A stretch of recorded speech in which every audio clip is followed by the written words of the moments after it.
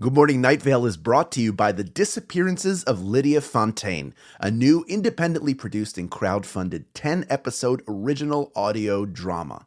Set in a deceptively familiar world of electronic surveillance and machine-mediated communication, The Disappearances of Lydia Fontaine follows Lydia Ryan and her friends, lovelorn Ethan and wannabe internet sensation Dee, as they struggle to unravel the mystery of her mother's disappearance. Escape the sinister Fontaine family, and survive the feud over her grandfather's supernatural legacy. It weaves bitter family drama and high-stakes intrigue with fantasy and cyberpunk elements to create a surreal mystery about secrets and grudges, old books, big data, and the promise of infinite knowledge. And do not forget the talking birds. It's a full-cast production with original music and a bespoke soundscape presented through a series of found-footage-style surveillance recordings. And it's important to note, this show was made entirely without generative AI. Even the computers are voiced by human actors. Episodes are free, and you can start listening right now with the Season 1 finale due to come out on August 16th. For more information, go to lydiadisappears.com. and find The Disappearances of Lydia Fontaine wherever you get your podcasts and start listening from the beginning. Insurance isn't one size fits all, and shopping for it shouldn't feel like squeezing into something that just doesn't fit.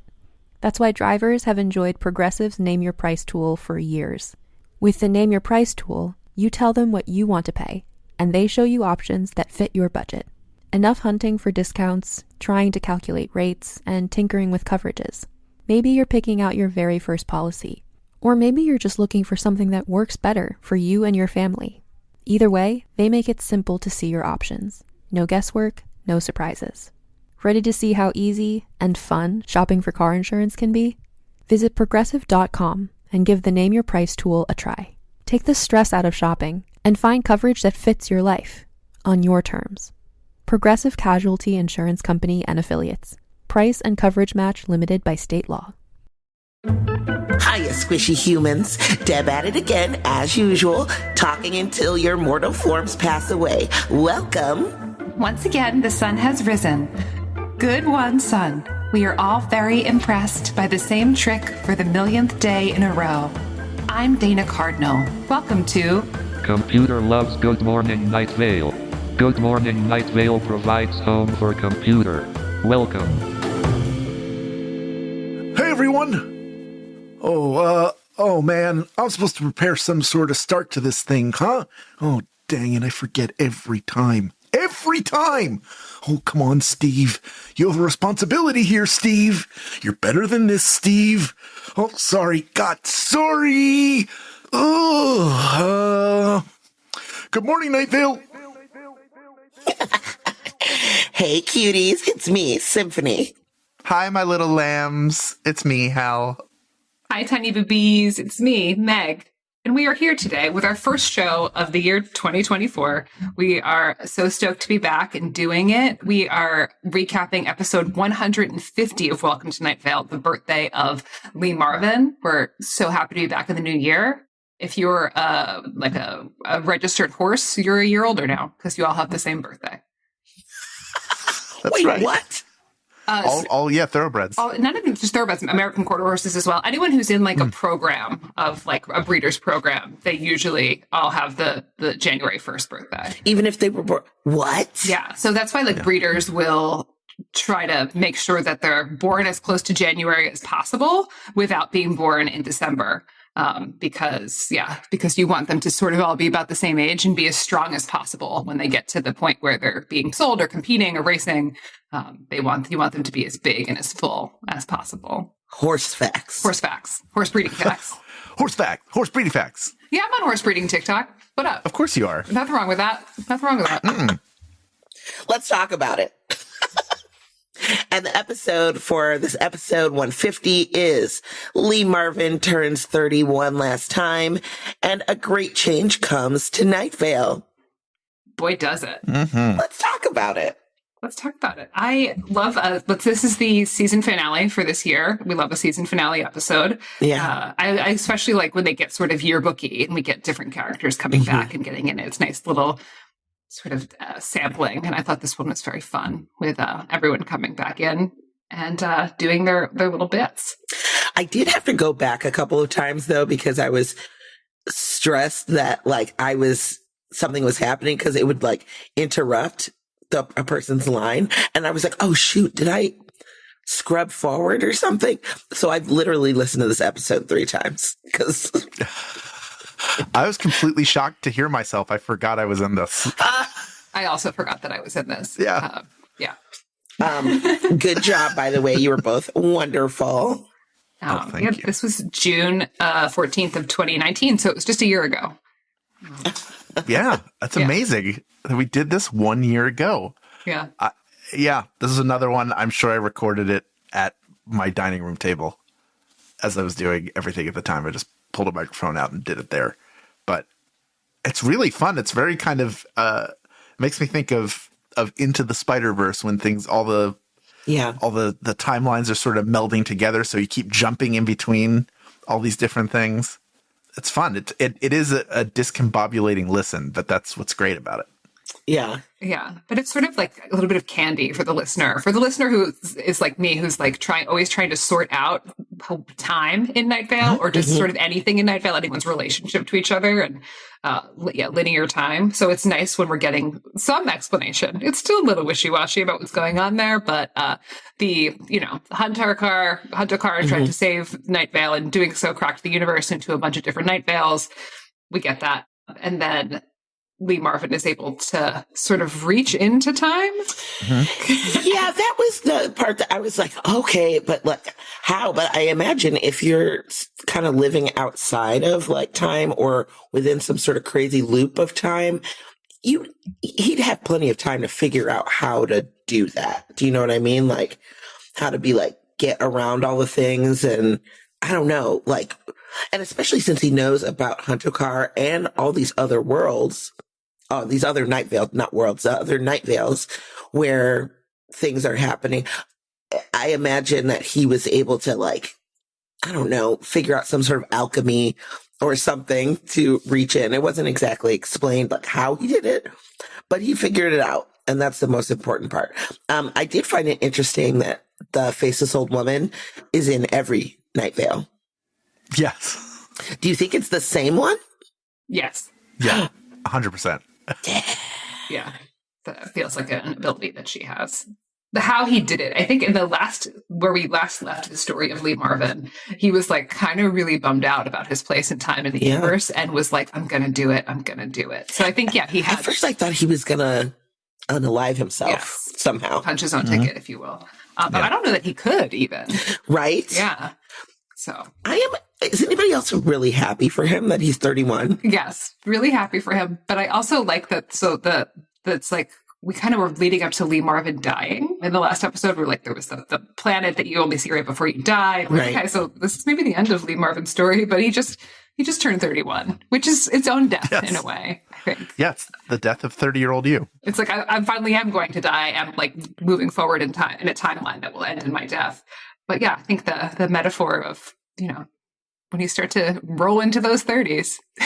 It is a huge transition. It definitely, like, and then you're just working in 10-year increments, so that your 40s are different, and then I have no idea what the 50s are going to be like. I'm fine to wait a little bit. I think they're going to be dope. Yeah, I'm sure. Sure, it'll be great. I have a friend who just turned 55. He's awesome. Let's go. It's moving on. It's, still the same person. I think as society has evolved, especially as Generation X is like we age up, it's a lot less. I feel like there was a much more defined line between what made somebody like an older person. I feel like the baby boom generation, they were way more locked into societal roles. Yeah. So this is what it means to be older. This is what it means to be younger. And I think Gen X and millennials and everybody after sort of blurred those lines. So you can be a skateboarding 70-year-old, and that's totally fine. Yeah. Yeah. The world is just vastly different too. Like the baby boomer generation, they all, they defined their adulthood as 2.5 kids, and they bought a home in the suburbs, and they had their job that they worked for 30 years, and they punched their clock, and they made their money, and they sent their kids to college, and that was what it meant to be a grown up. Yeah. But, that world doesn't exist anymore. There's No. no houses, and people don't want to have kids because of the world that they're putting them into. And people for sure don't work anywhere for 30 years. Yeah. Yeah. And people for sure can't afford college. So, Oh my gosh. The government just sent me an email and said they're going to forgive the rest of my student loans. Hey. I mean, I paid like $50,000 of them. yeah. So But still. thank At you. least the least they could do. Thanks for taking the last $6,000, Joe. That's great, though. Thanks, Joe Biden. $6,000. Yeah. Nothing to. If you could, you'll spend that money. I know you Oh, will. mama, already spent. You spent it on more classes. I'm going back to school, guys. Sure. It's a down payment on another 4 years. What would you go back to school for? If you could go back to school, what would you go back to school for? Oh, if I could go back to school for anything? Yeah. Honestly, my only other, I think I would be some sort of like therapist, psychiatrist person. Be like, tell me more about that. Because people already be telling me their business. Well, you'd be excellent at that. You'd be excellent at most things, but you'd definitely be excellent at that because you're a really good listener and you have a really great way of meeting people where they are and making them feel better. So Thank you. That's a really good one. I think I would do media studies or television, film, Okay. like television, radio, film stuff. Just like at Syracuse, they had a class about The Simpsons when I was there. Like that was a Okay. big deal. They have like a lot of pop culture type classes. I would want to do something like that maybe is a little less. I don't know. I would want to do whatever is the least amount of work. Is that bad? I just want to relax yeah, in college. maybe go to massage therapy school then. Oh, I don't know if my hands could take it. I guess you use a lot of forearms. You did the lomi where you're doing all forearms. I think it's also like the weight, like using your own body weight and Yeah. stuff to add the pressure, and not so much. There's some dexterity of finger, but like and hand movements, but like I think to take some pressure off of like you having to be like squeak, squeak, squeak, and that's the sound fingers make. You all out there in the listening world. I think you use a lot of your body weight. Okay. Well, then maybe I'll do that. Hal Lublin, massage therapist. Because you could, I feel like that school gets into a lot of learning. It's a lot of learning about the body and anatomy and all how the systems work and actually physically doing the practice. But you have to practice on each other. So at least 50% of the time you're getting massaged. Not bad. True. Yeah. Do you think there's a class where you just practice the technique of saying like, go ahead and get changed and I'll be back in just a minute, and knowing the exact right time to come back where you don't see naked people, where like they're under the blanket and then you do like the really like light the hi. I'm sure that's a unit. Mm-hmm. That's a unit that is talked about. Well, also, I think there is something to be, I think they have to do that for like voice, just be like, okay, you can't just be like, anyways, How's this pressure? are you okay? Good. All right. I'm Turn going to over. Flip over. I'm going to tuck the blanket in. go. What would you go back to school for, Meg? I feel like practical part of my brain was like if I could do anything I want that would be easy. Like go get an MFA and then I could like have a career after that of like teaching, which would be great. I love teaching theater. But I also feel like given if it could be anything, it doesn't matter what grades I got or what I studied in college. I'd be like, I'm going to go be a midwife. Oh, You know? call the midwife. That'd be good for you. I could see you be really good at that. Yeah. I love all that birthy stuff. Yeah. So interesting. It's, it's the portal, how we portal into the world. Midwifery. Midwifery. Yeah. And I wouldn't want to be an OB because I wouldn't really want to be cutting people open. Yeah. And it's also just like, that's pretty, not that midwifery is not medical, it's highly medical, but it's also just like it's a very different thing than obstetrics, gynecology, or the OBGYN. It's just a different thing. You're also a good planner. Yeah, for sure.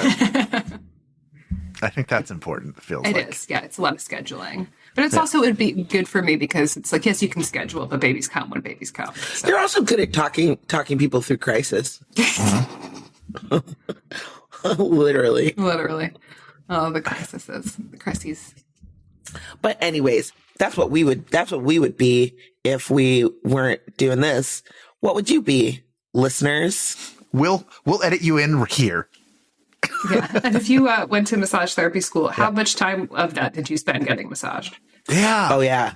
Oh, and was there a unit in how to gently talk and know when, like, time it out? Are you 1,000, 1,000ing outside of the door? Do you go to the bathroom? Like, what are you doing during that break? If you're a massage therapist, even if you didn't go to school, like formal school for it, what are you doing during that break? Are you just standing there, like switched off like a robot? Standing outside the door counting. Yeah. The last massage I got, I was doing my like initial consultation at the beginning where they talk to you. Yeah. And I was sitting down and she's like, why is your body like that? Are you cold? I'm like, no, this is just how I sit. She's like, okay. And then she was, why are you like this? And then we moved on to the massage, which was great. And I, told her about the issues that I had. And she's like, I can tell that you're hypermobile. I'm like, yes, I'm hypermobile. She's like, what's really good for that is toning your muscles. No. That bitch would have got a slap in the face. I swear. She was a great massage. It was really a good time. That was just her personality. I don't think that she was trying to make me feel away. I think she was trying to be helpful. But I thought it was really funny. That is not. Wow. Toning your muscles. I'm like, oh, yeah. The number of people with bad beds. The last time I had to be put under for something, the guy sounded like Dracula, and he came over because at the time I was a lot heavier, and they're like, we might not be able to, if you reach a certain threshold, then it becomes dangerous to put you under. But they decided to do it, and he comes and he's talking to me, and he's petting my arm. They always pet your arm, or they make like contact with you, and he's like, you are too heavy, and if you continue this, you'll get diabetes or a heart attack and be at serious risk. Like right before I'm about to be put out to go in surgery, I'm like, I don't need this from you, please. Like it's not. You're like, Count, please go back into your friggin' coffin and get the hell away from me. Also, like, you don't know me. Yeah. You don't know. This could be my best shape. You don't know. Yeah. Yeah. I could have already, anyway. Just because you traveled across oceans of time to put me out for the surgery doesn't mean you get to judge my life. I mean, he was 100% right, but that's not the point. In the soil from your land. Yeah. From the land you came from. I must keep this jar of dirt nearby. I must continually eat rats. I'm feeding now. I will feed. Go ahead and get changed. I'll be right back. And then he's feeding on rats. He's like, yeah. Comes back in looking like he drank a whole jug of Hawaiian punch. Okay. Any problem areas? Okay. So in this episode, listening to all the different people, I didn't really know who was who at first. And then I was like, oh, that's Allie. Okay. I was like, there's Jessica or Dana. And I was like, at first I didn't recognize Mara. And then I was like, oh, and that was the context of what she was saying. I was like, oh, is she creepy? Yeah. So good. When she's calling out like, look up.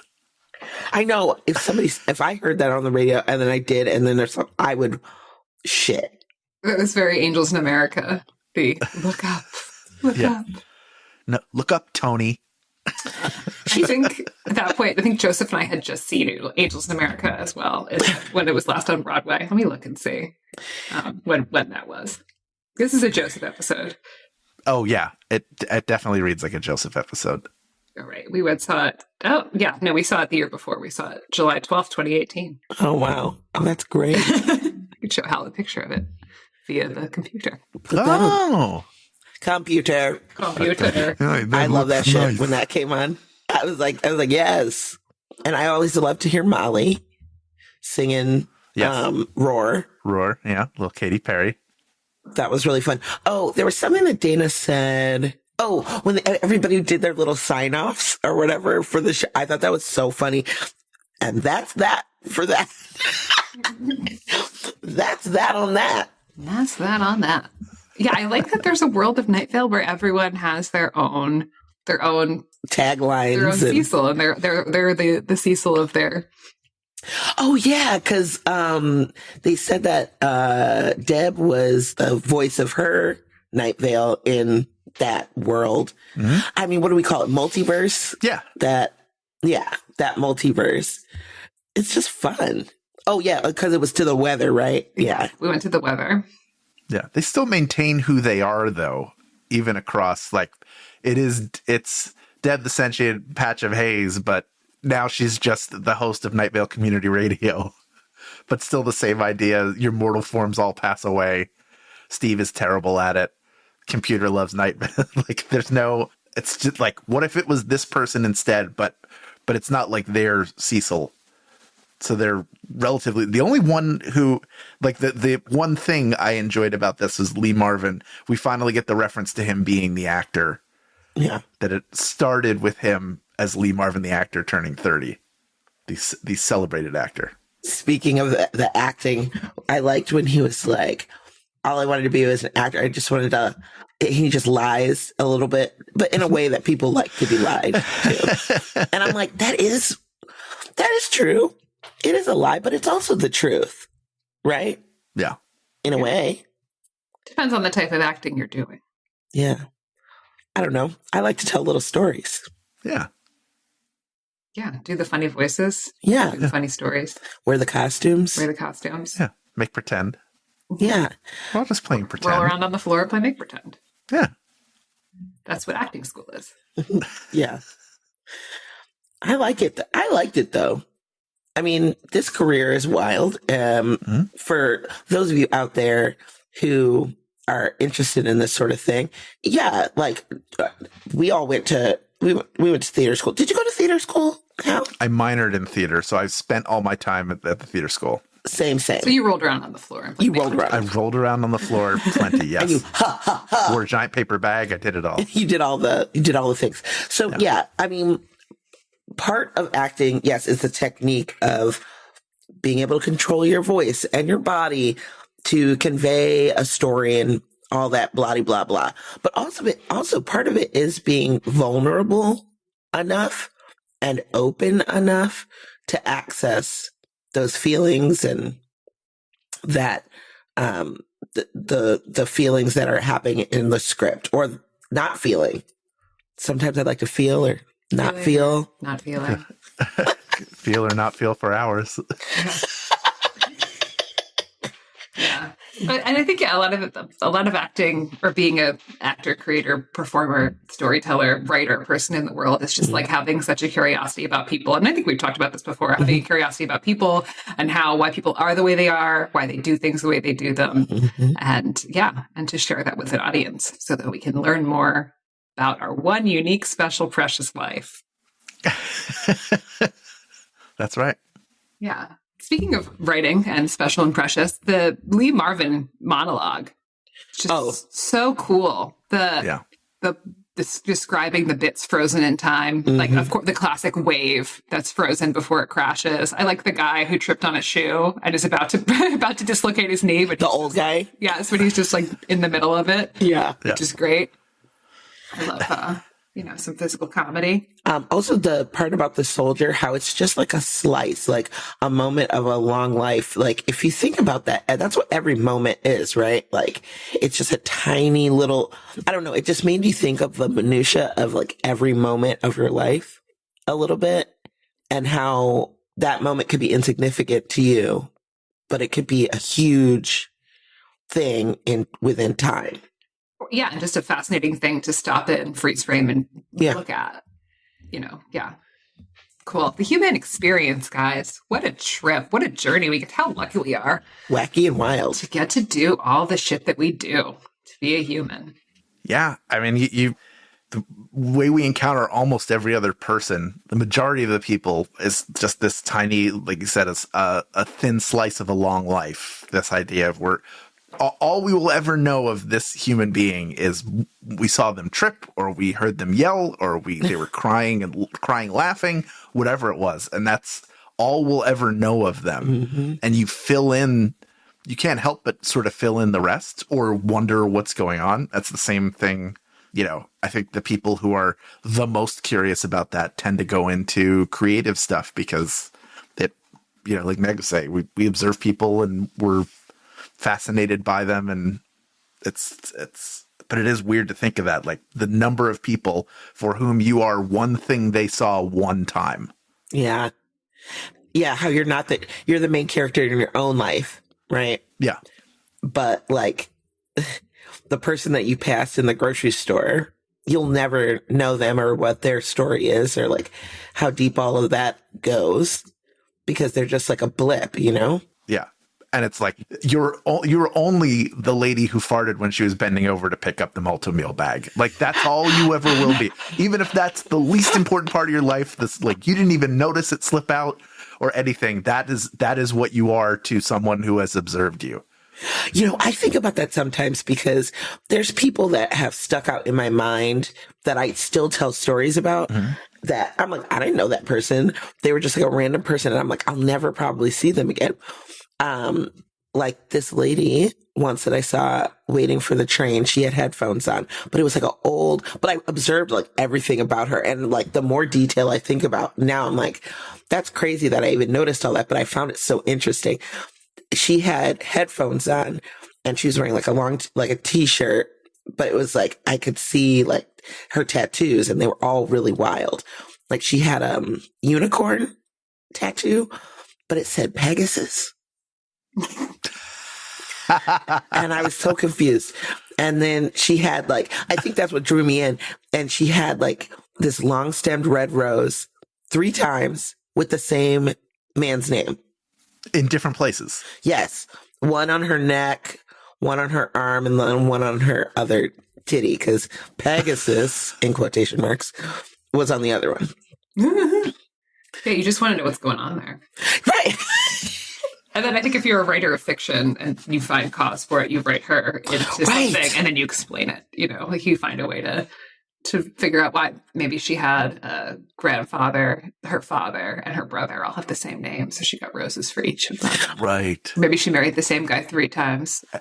In my brain, I go to, is this like the time I bought Constantine on DVD 3 times? Because each time I forgot I already had it. And I just had a bunch of copies of Constantine. And I thought the same thing every time, which is like, oh, I like this movie. This is a decent price. I'm going to get it. And then I would come home and see it on the shelf. And then the second time was like, there's 2 of them. I didn't even bother to return. I just had a bunch of Constantines. Hell. At that point in your life, you were tired and you needed rest. Yes, I needed. Somehow I needed to stop. I wasn't even doing that much, but I needed to stop. Yes, Symphony. Did you have a question? I was just going to say, do you still have these copies of Constantine, or did you get rid of all your DVDs? I bet no. They're all they were in our coat closet, which whenever y'all come over to see the place, you'll see where it was. Now they're in the bedroom closet, taking up a corner. I want to get rid of them, but then there's part of me that goes, what if I have stuff there that will never, I won't be able to get the commentary tracks or any of that ever again? Yeah. And what if there's only one digital copy of Constantine that you can own at a time? I would be ruined. I need multiple. Like in the future where the government is going to be like, what, designating like how many copies of Constantine you can own? Yes. Do you have a DVD player? I have a portable DVD drive I can put into a computer and play DVDs. Okay. So no. Okay. I guess is the answer. But also, same. I literally have 2 boxes of DVDs. Mm-hmm. One also has I have one of those zippy things that you just slide. Yep. Yeah, I was one of those. And then I also have VHSs. Oh, yeah. All my VHSs are in Philly. I have 250 VHS tapes. I have so many. And there's part of me that's like, no, this is going to become having a record player again. And I'm like, I'm going to hang on to him. I was going to get rid of him and I was stressed about it. And I was on Instagram and I was like, what am I going to do with all these? Or TikTok or something. And people were like, throw them away. You don't have a VHS DVD player. And other people were like, you should keep them. So they're just in my storage unit. Yeah. If you can if you have someplace, if you already have a storage unit and they're sitting in there, they're not, they're not taking up a ton of space you need for something else, right? No. What else am I I don't know. Can I get the Adventures of Baron Munchausen on streaming? I think you can. I think you can get every movie. I'm sure. That's the only Terry Gilliam movie you can't get on streaming is The Adventures of Baron Munchausen. That's a really good movie. I love that movie. It's so good. And I've watched it so many times. But that tracking on VHS tapes is so bad. I don't even know why I would want them, but maybe I'll do an art project with them one day. The idea that you had to either turn a dial or press buttons up or down to make the picture work. Sad. Like that's why, like records, you can, like I've started collecting records again, and you can pick it up. You can see where the songs are. It's not the most efficient way because you have to flip it over, but right. Like I have a bunch of cassettes too, and I have one unit I can do. It plays everything, so it's not like me not having a DVD player. But I don't want to listen to a tape where I have to rewind it. Yeah. Look at us in our Jurassic media. Really? Well, it's good if there's internet outage, but not a power outage. Mm-hmm. That's true.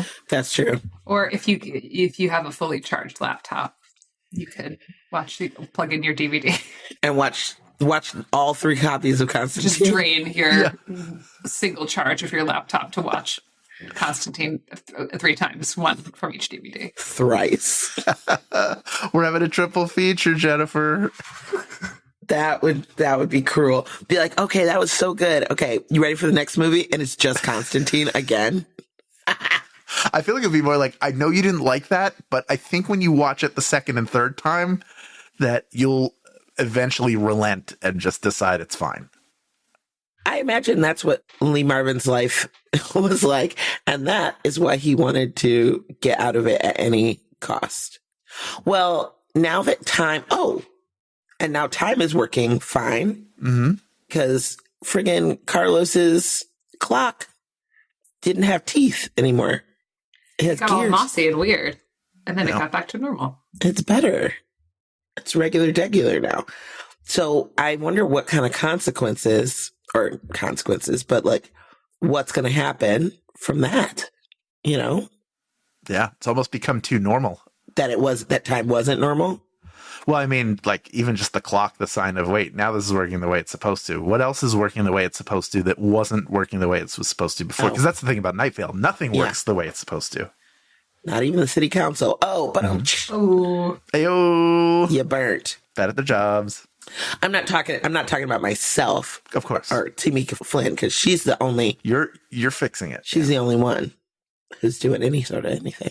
But well, it is what it is. And it be what it is. It do what it do. It is what it is. It is what it is, and it do what it do. Up next, we hear from fans and friends of the show. But first, a conversation about this episode's weather. Things Still Left to Say by Mal Blum, my running mate for president. I don't think the listeners know about your campaign. Oh, yeah. So could you give us a little... Did this start back in 2016? Is that when it... No, maybe 2018. I think it was 2018 because I think that's when Mal started touring with us. Yeah.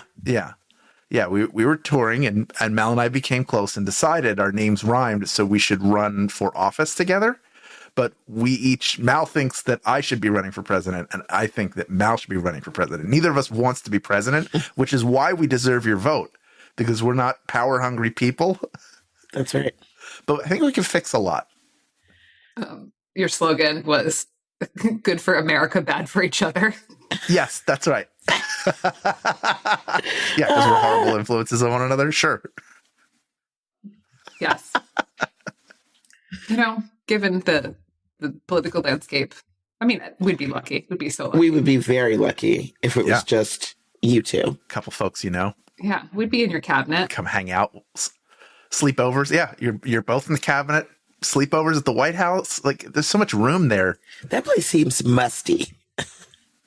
It does. I think it gets cleaned. No, yeah, but it's just, no matter how clean it is, it's going to seem like, not like it smells, but that it's just like, ugh, it's full of old stuff and old dirt.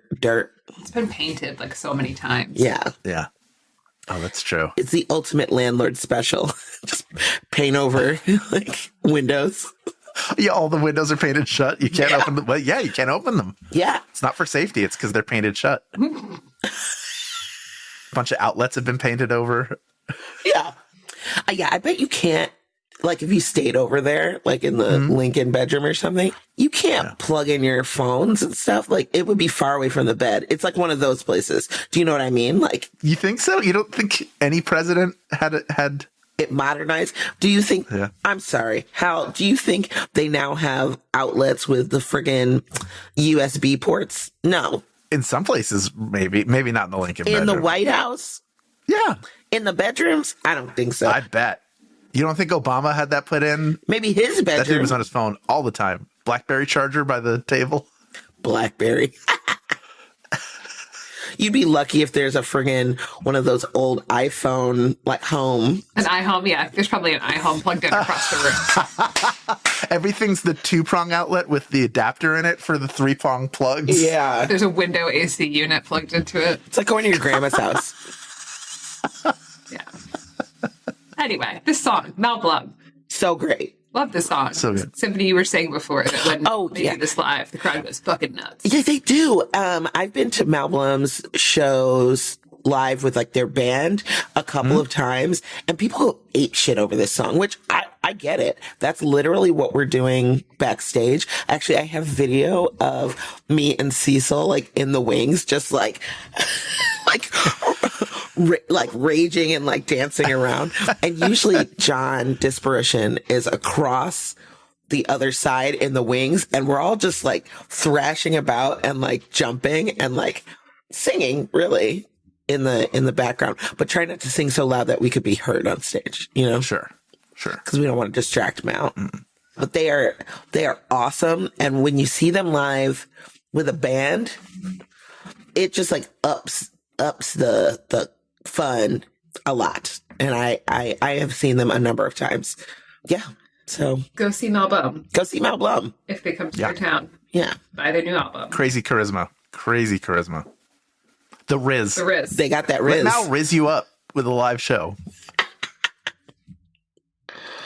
And we've been on tour with Mal a number of times. I think our fans all really enjoy their banter.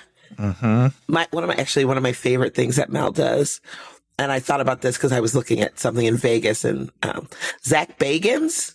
Do you know who that is? The Ghost Adventures. Like one of the ghost hunter people that goes and stays in prisons and stuff. So Mal does this poem sometimes on tour, and it's one of my favorite things that they wrote about Zach Bagans and Ghost Adventures, and it's so funny. So if you ever hear from Mal, ask them to read you their poem. It's very funny. But I was looking at stuff in Vegas, and apparently Zach Bagans has some like weird experience or something, and I was like, sure. Do people know about that guy or care enough that he's got something going on in Vegas? Whatever. I guess you gotta go. Only way once you Google it. Yeah, once you Google it, now you have to... In it for life. You're stuck. It's a contract. But yeah, we love Mal. 100%. You know what else we love? What? A steaming, piping hot FanZone Calzone. First one of the year. Ooh, tastes so good. Stay right there. Good Morning Night Vale will return after a brief break.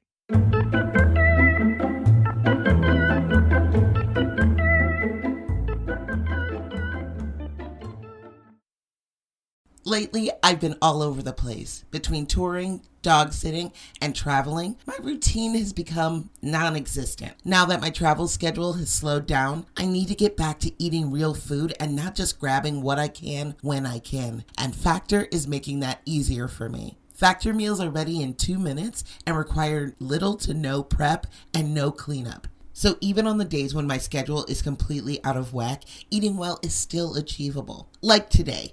I had 3 meetings and a client. By the time I was done, I was hungry and I just needed to eat. So I grabbed the Beurre Blanc filet mignon with Parmesan risotto, and it was delicious. I was amazed at how tender it was and how flavorful the risotto was, and saved me from having to pick something up quick. And in 2 minutes, I had something healthy, fresh, and delicious. So if you like fast, easy, and delicious meals, I think you would like Factor meals too. Let's eat real. Head to factormeals.com/GMNV50 and use code GMNV50OFF to get 50% off and one free breakfast item per box for 1 year, while supplies last until 10/31/2026. That's code GMNV50OFF at factormeals.com. GMNV50OFF at factormeals.com. See website for more details. Up first in the fan zone, we have Rose. Rose writes, "Hi, tri-hosts. It's Rose for the fourth time." Hi, Rose. 4 times. "I have been in the process of re-listening to Welcome to Night Vale. A long good morning, Night Vale. As I write this, I am on episode 68, Faceless Old Woman. Considering the topic of this episode and the fact that I just learned Hal mentioned younger folks should watch older stuff, I did know who Lee Marvin was before Night Vale because I watched a Twilight Zone episode he was in as a cowboy who disrespects an enemy's grave and dies of fright because his coat is caught on something, which is revealed to be his own knife, I think. It's been a while. I remember listening to this series of episodes and feeling like a pit in my stomach, like any good existential type of horror does for me. And now for my question. What age would you like to turn again and again if you were stuck formally like Lee Marvin? Have a nice day, Rose. P.S. I was at the Pittsburgh live show last February and it was great. It was my first podcast live show I was ever at. I loved it a lot. And Symphony, I loved your dress. Ooh, I have to figure out what I was wearing then. Thank you. That is so sweet. I think if I were to be stuck at any age, honestly, like 32, 35. I think 35 was a pretty dope time. My body was banging. And I don't know, some age where I'm still very cognizant of like, and I guess it doesn't matter because you'd be living that time over and over again. But 35 was a good time for me. So I'm going to say 35. Yeah, I'm sort of conflicted because, like mid-30s, like 32, great. That time, 30. But then I wouldn't have had Iris because I didn't have Iris till I was 35. So I could say 35, but then I'd be stuck with a newborn forever, which fucking sucks. Oh, so yeah. It's hard. It's hard to say. I guess I have to say now because I would like to know my kid, but having a little newborn. Well, would they, sucked. Would you, but only maybe like you would be the change. Do you know what I mean? Like you would be staying the same, but she would keep getting older. Oh, okay. Well, that's kind of a bummer. Right. It'd be like Benjamin Button style. Yeah. Well, I don't know. I'm happy. I'm happy to turn 38 this year. Nice. And for the rest of your life. I would either choose 20. Ooh, 20. Like 19 into 20, just sophomore year of college. That was a pretty good year for me. And then the other is 28. I feel like 28 was when I started to figure things out just a little bit. And that's when I met Jennifer, and it was the healthiest I'd been to that point. I think that would be a good year to do again and again. Nice. Oh, and I found what dress I was wearing. It was a leopard print situation. I loved that dress. Off the shoulder leopard print. I know that dress. I think I've seen. Yeah. I think leopard print is one of my favorite colors. Me too. I know. I'm wearing a leopard print sweater right now. What? Yes, you are. Yeah, it's black, purple, and leopard print for me. Yeah. Nice. I'm wearing a gorilla on my shirt. Typical. On brand. It's Christmas. Gorilla turkey. I don't know what it means. But I do have Catherine here writing in who says, "Hello, Meg, Symphony, and Hal. I've been listening since 2016 with my best friend Callie, and it's wonderful to re-listen with your new show. I have a story of pure universe magic to tell you about episode 150. Every year on my birthday, the universe gives me a personalized gift. On June 24th of 2019, I was driving and realized I hadn't listened to the newest episode of Night Vale, so I put it on. It was episode 150, The Birthday of Lee Marvin. I enjoyed the whole episode, but the part that caught me was towards the end when Cecil comes back and says, "Oh wow, Lee Marvin is turning 31 today." I was stunned and thrilled because on that day I was listening to it, I turned 31 too. Thank you so much for being part of my birthday hug from the universe. One other story of Night Vale magic, if you're still reading. I am. My best friend and I had a big fight where we didn't talk to each other for months. I was learning how to paint at the time. It was inspired by the feelings I got listening to Night Vale. My friend unexpectedly lost someone close to her, and I wanted to reach out but didn't know what to say. So I just sent a picture of my Night Vale painting. It led to us meeting up and talking again, and now we're closer than ever. I'm attaching the painting below for your viewing pleasure. Thank you for making my life better at every turn. Catherine. Oh, this is a beautiful painting. I love this. Yeah. Oh, that's so nice. So vast. I'm going to break in like Benjamin Franklin Gates and steal that painting and put it on my wall. That's what I'm going to do. I will plop this onto the Patreon so that everyone can view it. And appreciate it. Yeah, that's really good. Wow. Like Catherine Zeta-Jones in Entrapment. You're going to go under the lasers. I'm going to dive underneath all the lasers. Catherine Zeta-Jones. Her theme song rings in all of our heads. Okay, we have Isaac. Isaac writes in, "Hey, Tri-hosts. Just writing to say The General is my absolute favorite episode of Night Vale, and also my mind canon for it. I was introduced to Night Vale around the end of 2018, while I was also going through a breakup of a 10-year relationship. I heavily latched onto the podcast through that time. The General was the first episode I had to wait to listen to, as in that was the point I caught up to the current. It felt torturous not immediately having this dark, but somehow also calming world to come to. There's something incredibly sad, but also endearing about the idea of losing someone you love so completely you don't even remember losing them, but still missing them anyway. Along with the General's goal of righting all the wrongs they had done, or wronging all the rights they had thought they had done for the war. For my mind canon, I believe the reason Cecil fears mirrors is explained in this episode. He mentions an antique mirror that was a gift from his mother, and how much he loves mirrors. So I believe in some conscious way, mirrors remind Cecil of his mother, or remembers that a mirror, the General's space helmet reflection, took his mother back away from him. So he can't look at them without some unknown or unremembered sadness building up in him. Anyway, may your new year be filled with the faint but pretty smell of vanilla." Interesting idea about the mirrors, yeah. Thank you so much for writing in. And thank you all so much for being here with us. The next episode we're going to do is called The Waterfall. And until then, good morning, Night Vale. Good morning.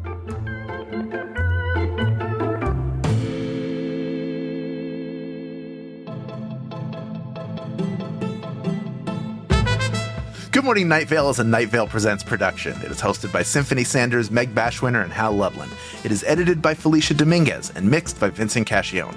It is produced by Meg Bashwiner. Theme music by Disparition. Email us at info@goodmorningnightVale.com to share your theories and ask questions, or to tell us where you would go on a date in Night Vale. This show is powered by our patrons like Dylan, Logan, M, Molly Gaines, and Nathaniel Philippan.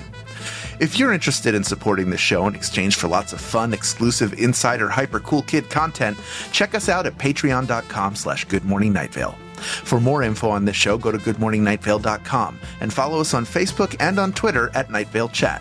Special thanks to Joella Knapp, Jeffrey Craner, and Joseph Fink. Calzone ingredient of the week is a $20 smoothie whose only life goal is to be ensconced in warm dough and cheese.